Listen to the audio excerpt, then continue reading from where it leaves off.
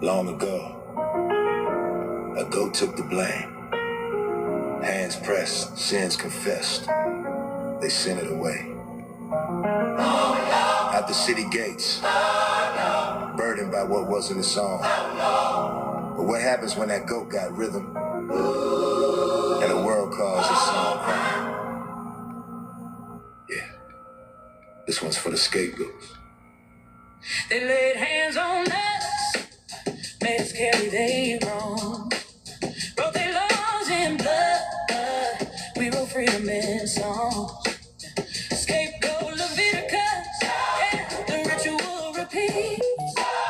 From temple to courthouse, same deceit in the streets.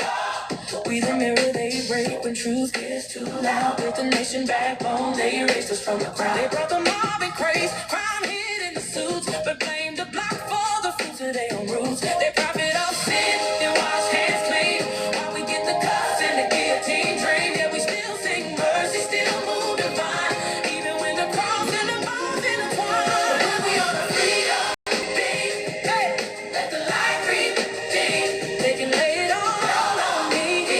I still believe.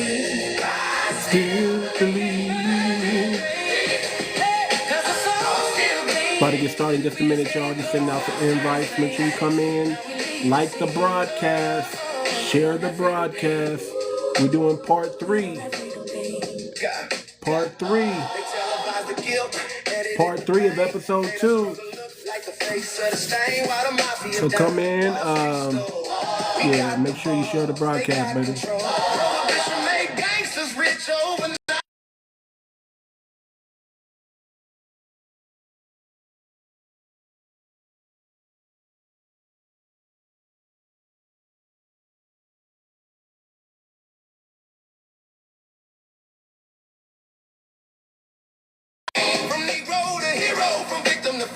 Just sharing out the broadcast, so make sure y'all share the broadcast. I'm about to get to it. Scapegoat walked through the desert, and out of the dust came rhythm. 1,000,000 sons, 1,000,000 daughters, each one humming, we still here. Oh, they sent us away to die, but we came back singing freedom.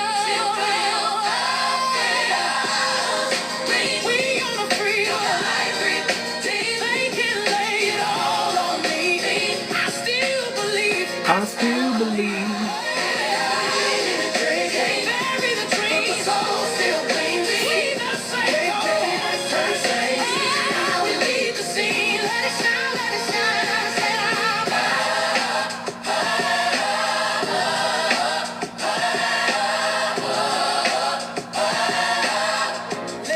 Let it shine, let it shine.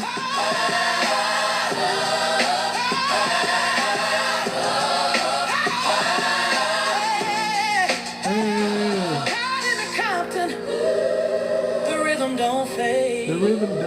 Every chain they build, return to parade. The old soul of a nation, gospel in the grind. We sanctify struggle, make the pain divine. They wrote us off, now we the chorus they quote. We the prophets with bars, every line and no we breaking the curse. They pretend they ain't there, still rise in the face of the looted air. We the sermon in the cipher, the light in the drum. Freedom ain't coming, it already come. This ain't revenge, it's revelation and rhyme. Step go lead, turn on this time. Let the light ring, they can lay it all on me. I still believe, yeah. Free the dream,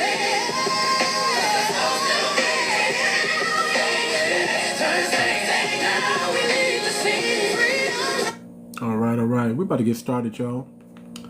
What's going on? Y'all coming up in here? Just go ahead and make sure you hit the like button. Don't be up in here just being a looky-loo. Participate. Get the likes up. Let's get the likes up to 10K. And I might bring some people up this one, man. I know we're doing a series right now, but I want to break it down, man. The 5 points and false blame. 5 points, New York. We're talking about the gangs of New York and how it all started there. But somehow, the gangs were started by YT people. We didn't start them, but somehow, some way, Black Americans, foundational Black Americans, were the scapegoat. We were the ones blamed for crimes against us. Let's just keep it a buck. Let's just keep it a buck. We didn't start gangs. We didn't start gang violence. We didn't bring violence. The violence was imported through immigration, and they were allowed to build up their criminal empire and then swap their criminal empire for political power. They were forgiven for their evil deeds of the past and granted YT privilege in society. They were able to turn their criminal syndicate into a business empire. All the while, foundational Black Americans, we were not allowed to do either. We're going to talk about that, man. We're moving into part 3 of episode 2, and I want y'all to stay tuned, man, because tomorrow's about to be tomorrow we're moving from the late 1800s, the late 1890s, to the early 1900s, and we're going to get into some more immigrants who came fresh off the boat. We're going to talk about some more immigrants who came fresh off the boat, family. They came fresh off the boat and built one of the notorious gangs. And some people think that the mafia just went away, but the mafia never went away, family. They just became your major corporations today. And we're going to talk about it. We're going to get into it. But before we do that, I want to go into and I want to talk about, I'm going to get into it. But before we do that, I want to go into and I want to talk about, give me 1 second. I want to talk about from law to legacy. How this is the continuation. If you missed part 1 and part 2, just go check it out. It's on my YouTube channel. Actually, even before I get started, family, if you haven't purchased one of my NFTs for the channel yet, you might want to. My NFTs are just $1. If you're interested in the NFT, all you gotta do is send me a message and I'll send you a private link to just go ahead and buy the NFT. It's actually pretty dope. It has some song and lyrics to it. It's like a mini song there with my logo. It's a video NFT, but just by purchasing this one NFT, you get gifted many NFTs. I'm not charging right now. You just pay $1, and anytime one of my shows go viral on YouTube, it's automatically going to be minted into an NFT and sent directly to you, to your wallet. So you'll have access to it. So that's I will tell you right now, nobody's doing that. I'm the first to do it. So take advantage of this. This is a test trial. This is a test run. Help me get my metrics together so I understand how this works. I'm working on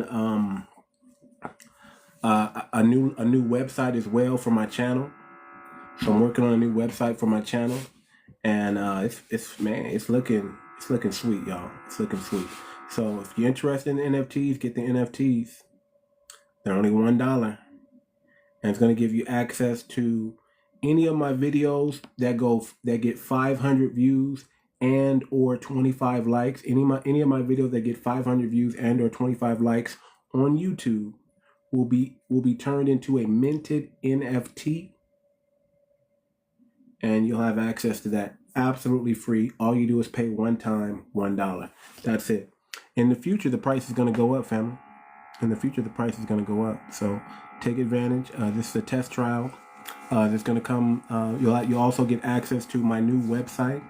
By doing that, you'll get access to my new website, which will have all my videos on there, as well as how many holders and things. Man, the website's phenomenal, family. It's just phenomenal. But let's get into it. From law to legacy, how blackness became the target, not a threat. Okay. By this point in American history, a formula has been established, family. American violence was real but temporary.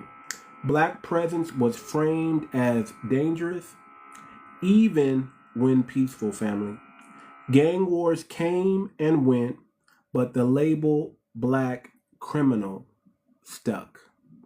America had quietly relocated its fear, not to where violence actually began, but to where control was easiest. I want you to understand that, family. They didn't point the finger at the real perpetrators of the violence. They pointed their finger to the low-hanging fruit. So what they did was they just readjusted their frustration.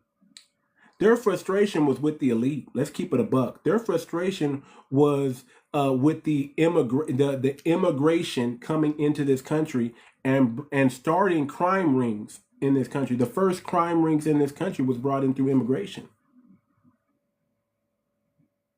Salute, salute, salute. The first crime ring in this country was brought in through immigration, family. And their frustration was with them. But we were the low-hanging fruit, right? So it's like the bully, right? The bully who's getting bullied, right? Seldom does the bully fight back against his own bully. You know what the bully does? I'm going to tell you exactly what the bully does, family.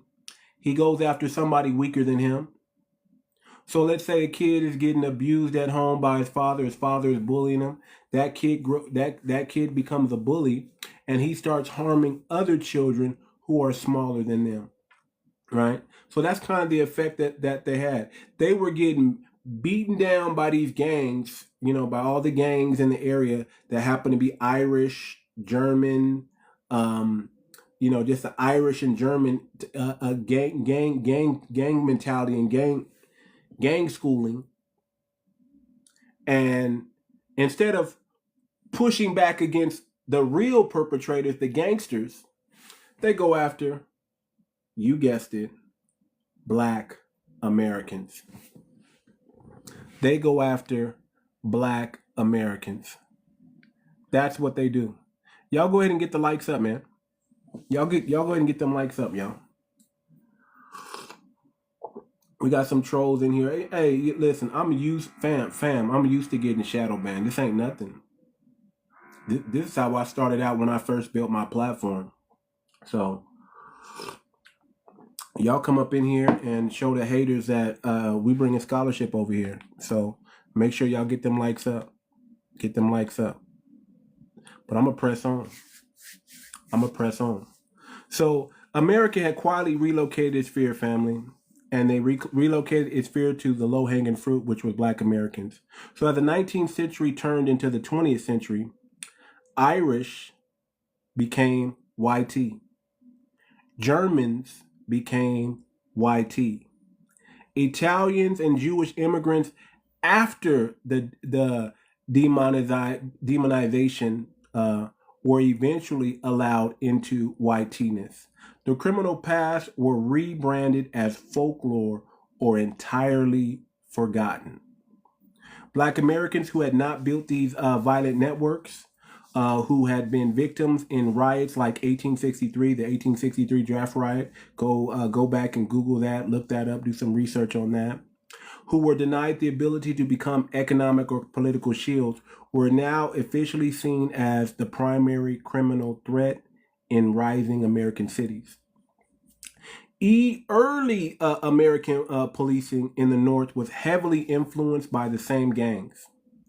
And if you guys know, those gangs turned into the police, family. That's literally what happened. The Irish gangs became the Irish police. And if y'all didn't know this, family, let me say this, family. Did y'all know who started the KKK? Who started the Triple K? The Irish, family. Okay? The Irish, family. They were major supporters and founders of the Triple K, family. Just do your history on that. They became the political. Not only did they become the policing, right? They also became the political machines that once filled the 5 points. In the South, police evolved from slave patrols and fugitive hunter squads. In both regions, the system shared one principle, right? The system, white supremacy has one principle. Do not let black mobility go unchecked. They are, listen, the reason why we have militarized policing today, the reason why every time you get pulled over and you're in a YT area, they're going to ask you, what are you doing over here? As if you don't belong. Black mobility has to always be checked, family. It has to always be checked. See, there you go. We got some likes. Get the likes up. Get the likes up. Let them trolls know. Let them trolls know. Listen, family, the only way we can combat trolls and haters is we gotta show the work. You know, I don't like doing the talking. Let's just show the work. Get the likes up. So they know, get me on the For You page, get my numbers back up to where they used to be, family. That's all I'm saying, because I'm giving y'all the game. I'm giving y'all the scholarship. Nobody's really breaking it down like this. I'm going through it for y'all. I'm letting y'all know where it all started from. We didn't start this, but we definitely gonna finish it. How about that? We didn't start, but we gonna finish it. How about that? It started with y'all, but we gonna finish it with us. How about that? That's pretty much where we at. So, family, you got to understand that as long as foundational Black Americans exist on Earth and in the United States, they are never going to leave us alone. We are that good. We are that great. If left unchecked, if left alone, we can build an empire. Now, just because we know that they won't leave us alone, don't mean we give up or we say things like, if we can't beat them, might as well join them. No, we know we're not cooning over here. We just gonna figure it out. We gonna press a little harder. As hard as they press, we gonna press harder. You understand what I'm saying? We're gonna break away with might. And we're working on that, and we're doing that, man. You know, I got people in my DMs. I got people hollering at me on TikTok and YouTube like, what are you doing? How dare you?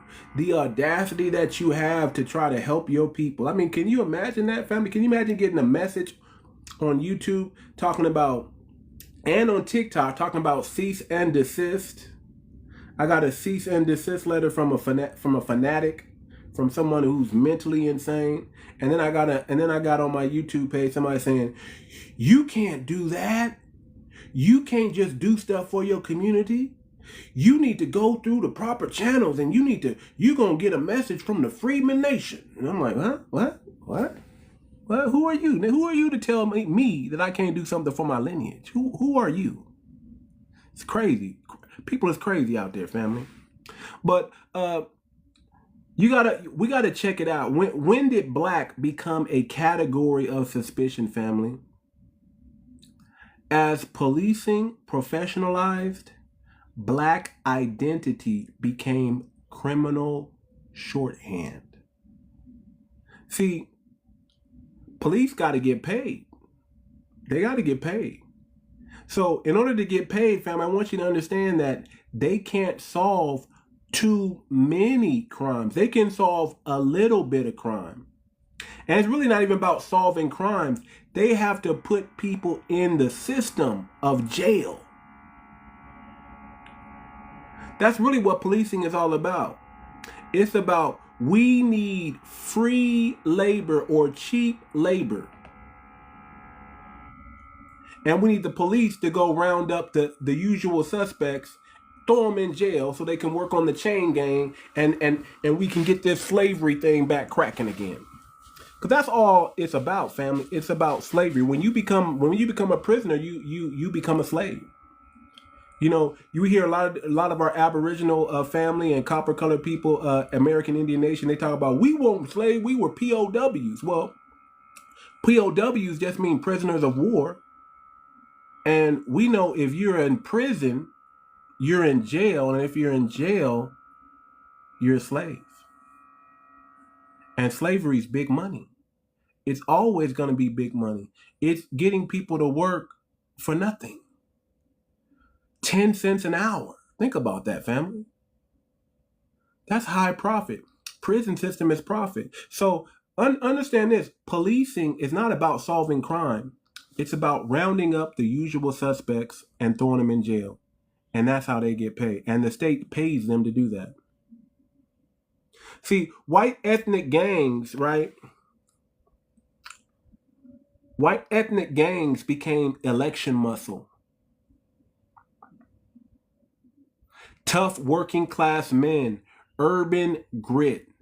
That's what white ethnic gangs came to mean.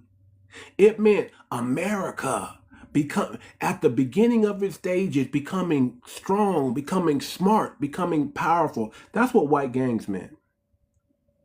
Black poverty meant breeding ground for disorder. White criminality, it meant reform and redemption possible. It meant that we can reform these people and we can redeem them later.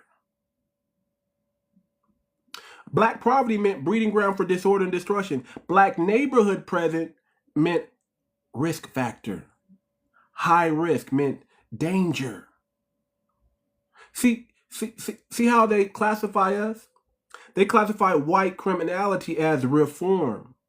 You know, think about the war on drugs, right? Let's talk about that, right? And I'm not talking about the one that happened in South Central and Detroit and Chicago. I'm talking about the one that's happening with the YT. See, the YT drug addicts, they're allowed to be what?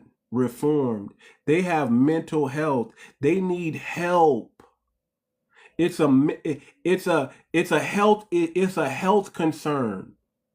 But when blacks do it, when black Americans participate in that, it's a super predator issue. It's a risk factor. It's classified differently. Black resistance or protests, like when we resist the dominant society because of their evil deeds, and we protest, family, it's seen as insurrection. It's seen as a 100% threat. It's seen as we need to lay everybody down. We need to stop this insurrection. But when YT people do it, when YT people storm the Capitol, right? You know what it's seen as? Slap on the wrist. Oh, they didn't mean it. Oh, they weren't really insurrectionists. They weren't doing anything wrong. You know, imagine what happened in January 9th, family, with the insurrection. Imagine that now all being black people, and we were able to storm the White House like that. First of all, they would have brought out the military. They would have brought out the militarized police, and they would have opened fire on every single person. And what would have happened in the news, family, is it would have been like black people trying to take over America, insurrectionists, they're traitors. We need to go back to, you know, you can only imagine the fear that the mainstream media will use behind that. But when YT people do it, it's just classified different. Oh, they're just disgruntled. Oh, you know, they didn't mean it. It wasn't like that. They really didn't do anything. But even though someone was unalive there, family, it's just an accident. Everything is seen as an accident, and they brush it under the rug real quick. But when we do it, there's a problem.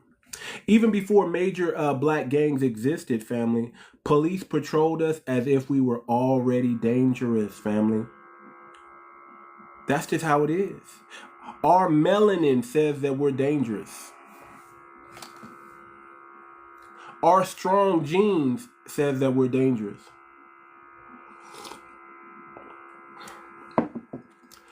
Us being the true Americans says that we're dangerous.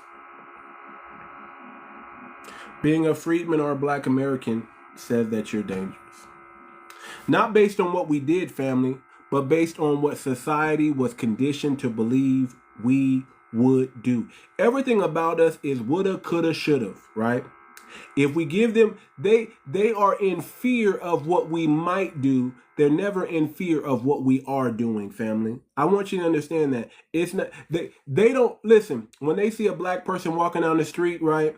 They're not in fear that you're going to rob them. They're in fear that you might rob them. And because you might do it, you're a threat. Not because you have the disposition of a robber, not because you have the disposition of a thief or a gang or a criminal person, but just your very color says, you know what?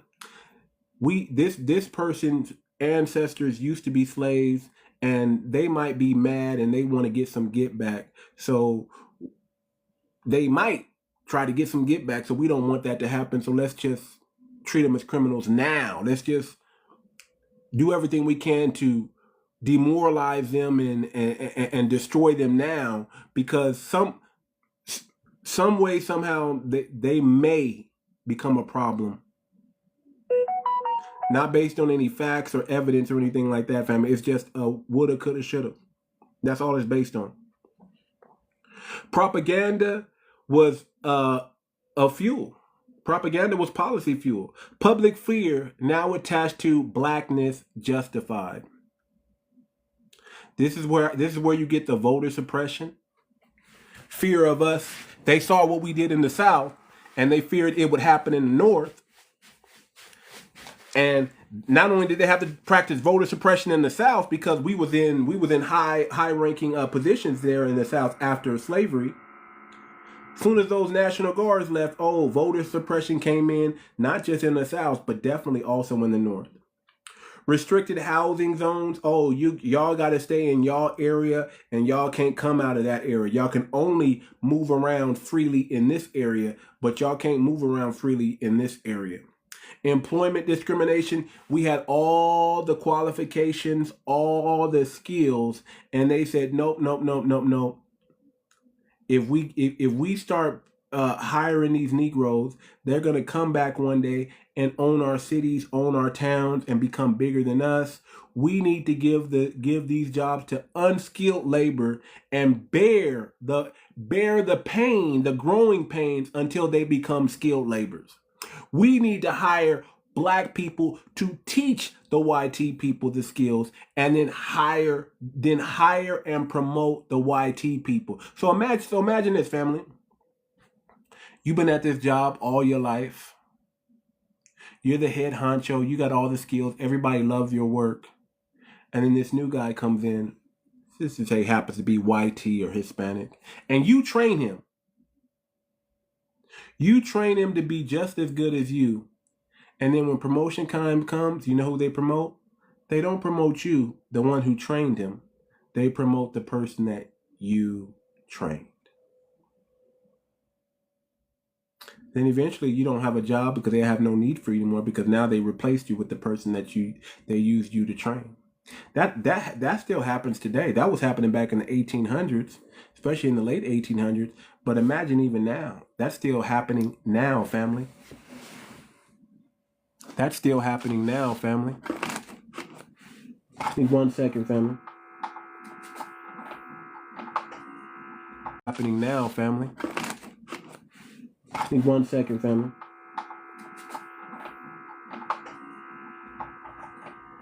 That is still happening now, family. That is still happening now, family. It just is what it is.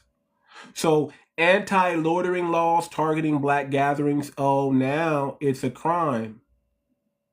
If 2 or more of us are gathered together, it's a crime now. Now we're seen as a gang. Now we're seen as loitering. Now we're seen as causing problems. They didn't want us grouping up. because they felt threatened by more than one. See, when we're alone, they don't feel no threat. You gotta, that's family. Listen, when we're alone, they do not feel a threat, family. When we're alone, they're not threatened. It's only when we have two or more, because they understand that one of us can slay 1,000, but two of us can slay 10,000. And they're very fearful of that. They're very fearful of a group. What's up, DJ? You caught me on. I'm here. You caught me. So that's what it is, family. They're afraid of black empowerment. Even though black empowerment is not a threat against others, it's a uniting of our lineage and of our people, and it's a pride in ourselves.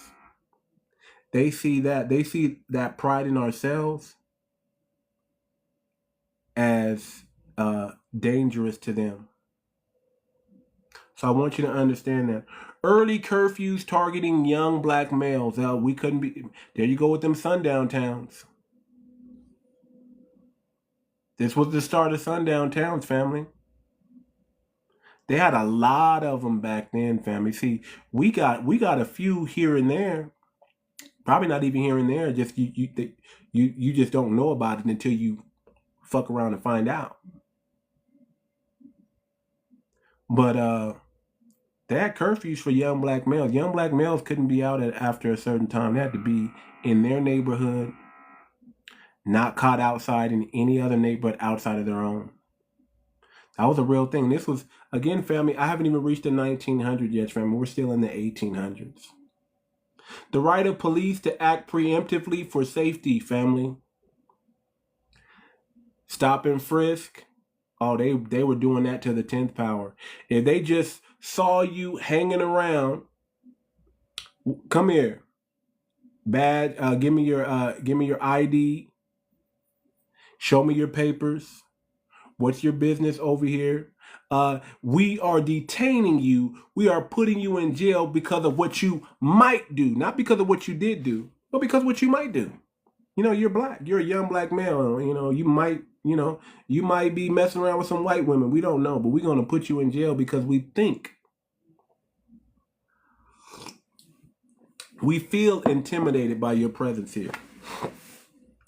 So in other words, family, they punished us for crimes others had already committed in order to prevent the crimes they imagined we might commit later.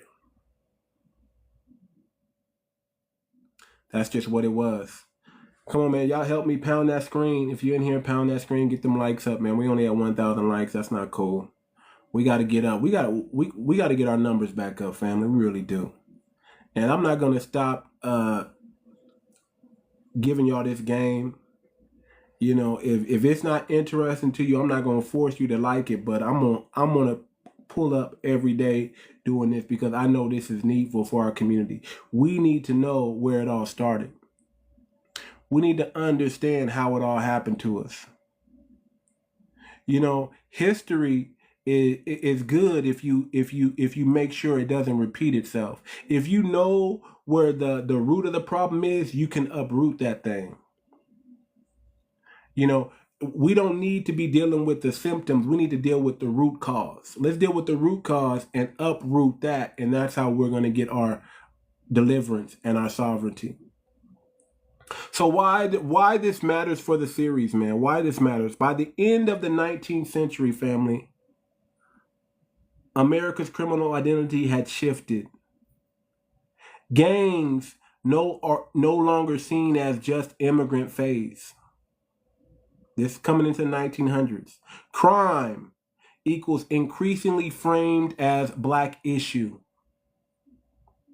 Black survival is seen as a form of rebellion. We weren't even allowed to defend ourselves. Everybody else can defend themselves, but we're the only ones who are not allowed to defend ourselves. I want you to think about that. I want you to ponder that. Why are we the only group of people who are not allowed to defend themselves? Immigrants can defend themselves. Did y'all remember how them Venezuelan guys were beating up the police and then getting out the next day? Do y'all remember the in Colorado Springs? Do y'all remember the Venezuelan gang in New York? They were able to beat up the police and get out the next day. Did y'all remember that?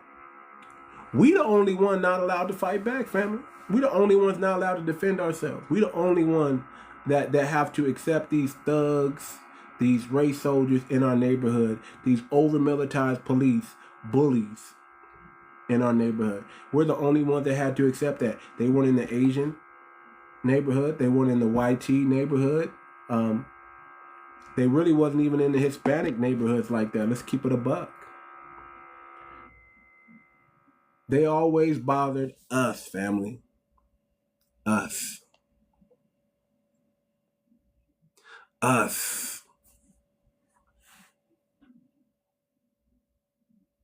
Black gatherings were assumed conspiracy. When we gather, they think, oh, they're plotting. This is the 19th century. This is what's coming. Black visibility was treated as danger. This is what's coming. Like I said, we haven't even entered the 19th century yet, family. We're still in the 1800s. We haven't even entered the 1900s. This is what's coming. This is where it all started from. This is where it all came from, family. This is why in the future, family, which is today, we got to shut it all down. With facts, with scholarship. We need an anti-black hatred bill right away. That should be number one on the list. We shouldn't vote for anything outside of an anti-black hate crime or hate law. If they don't give us what we want, family, we don't give them what they want. We need to be standing on business all the way. All the way. So in the next episode, family, we're going to talk about the Italian mafia. We're going to talk about the small hat syndicates. We're going to talk about the tongs, the cartels, and the CIA-fueled drug infiltration. Family, you must remember that FBA were already criminalized before the 20th century even began. So we were criminalized while we were in slavery, family. We were criminalized while we were coming out of slavery, family. There was never a point in which they did not slap some type of offense on us that wasn't warranted. We were handed a criminal reputation we didn't earn.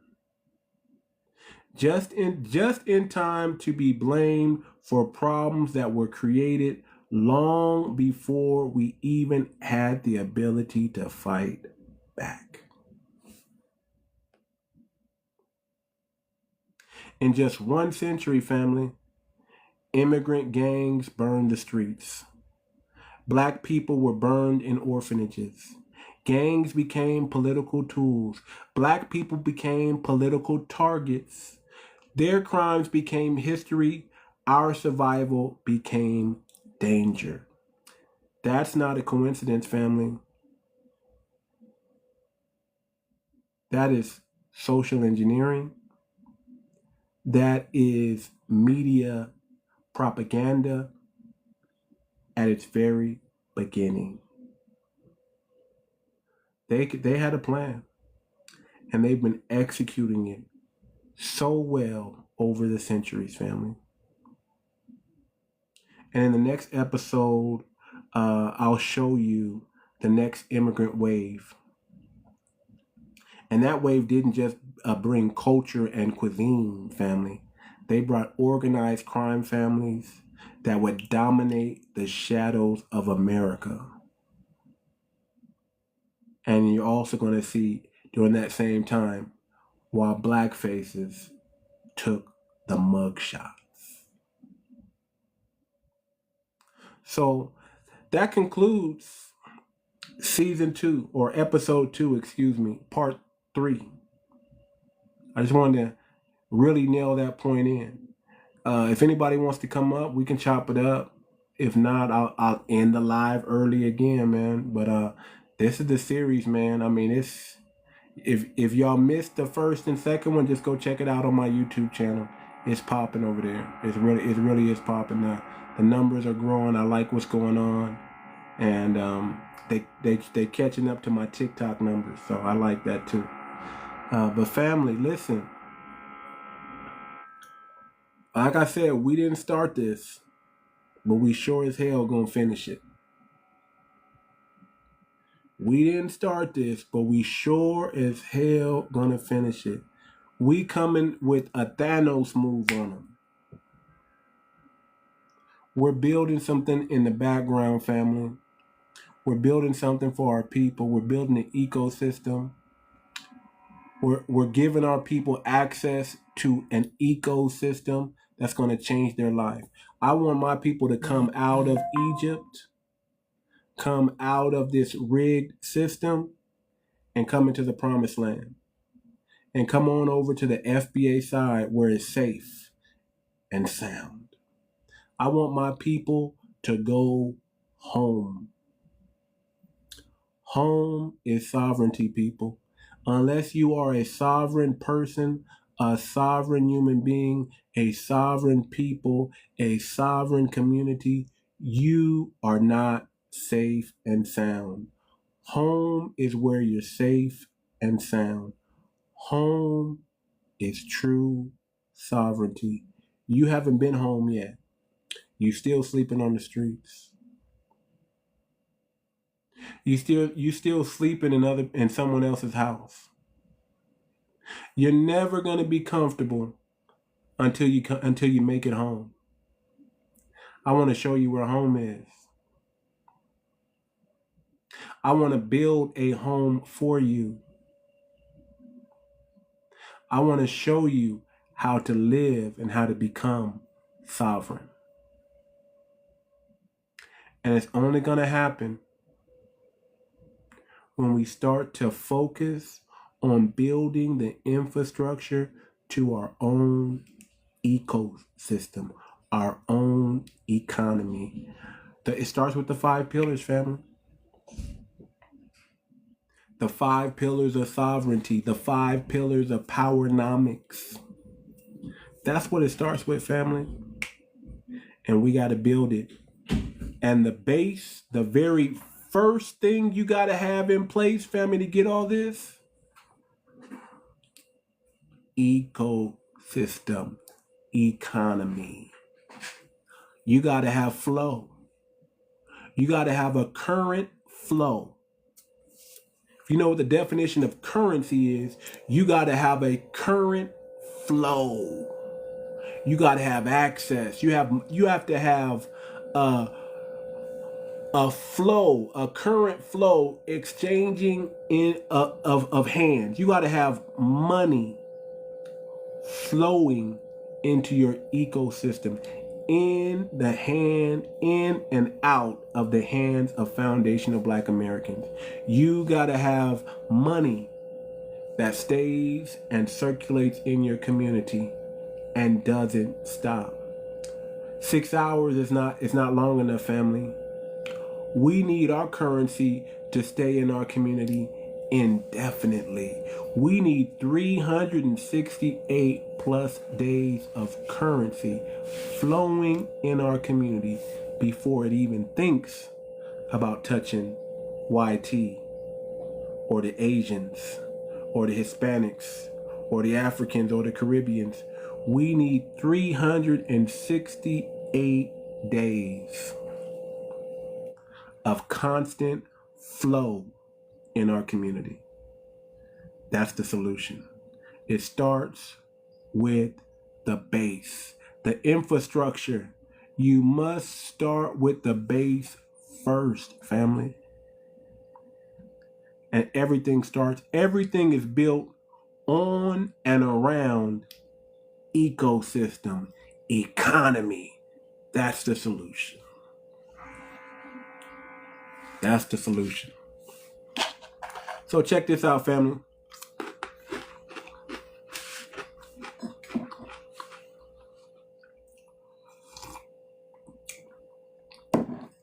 I know what time it is. I did my job. Y'all tune in tomorrow for season 3, or excuse me, I said season, episode 3, where we go in deeper, smashing in on the 5 points and the false blame. The story that must be told, family. This is the story that must be told. We're going to rock out. We're going to end the live, but we're going to end the live with some music. A little bit of gospel feel. The scapegoat of freedom. Here we go.